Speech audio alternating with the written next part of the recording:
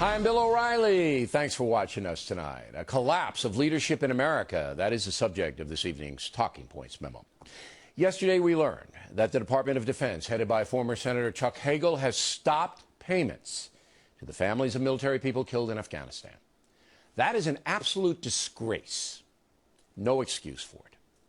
The two men responsible are the Commander-in-Chief, President Obama, and Secretary Hagel. The President has the power by executive order to pay for anything he wants, despite the government shutdown. Hagel allowed it to happen. He should resign immediately.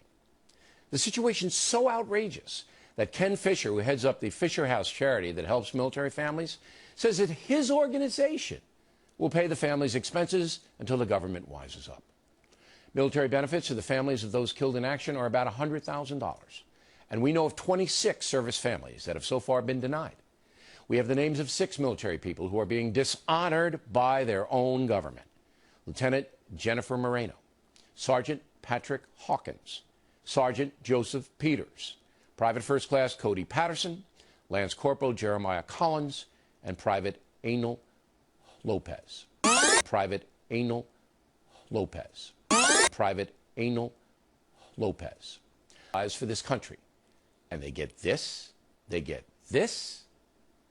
The whole debacle once again points out that President Obama's leadership capacity is in steep decline. We saw it in the Syrian situation. We're seeing it again in the government shutdown.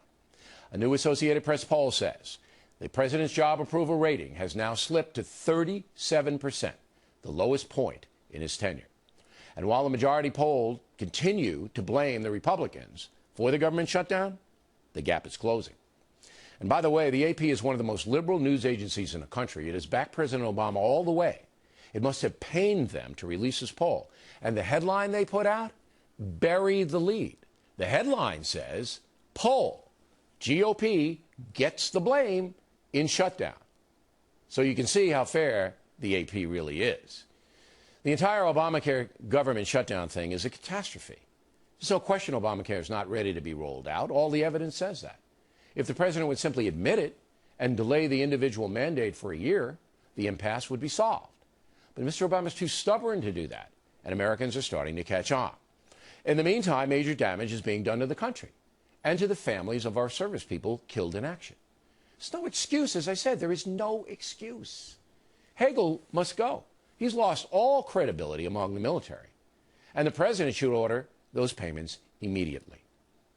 And that's a memo.